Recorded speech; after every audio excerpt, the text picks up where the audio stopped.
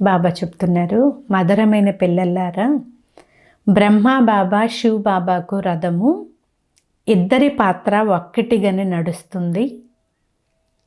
ఇందులో కొద్దిగా కూడా సంశయము రాకూడదు అని శివ్ బాబా చెప్తున్నారు.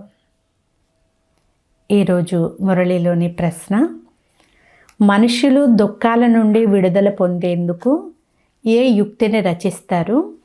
దానిని మహాపాపము అని అంటారు.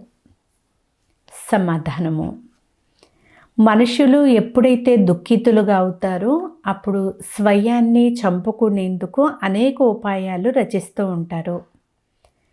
శరీరాన్ని అంతం చేసుకునేందుకు యుక్తులు ఆలోచిస్తూ ఉంటారు.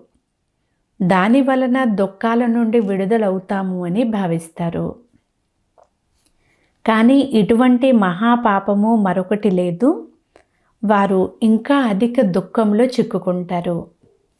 ఎందుకంటే ఇది అపారమైన దుఃఖాల ప్రపంచము.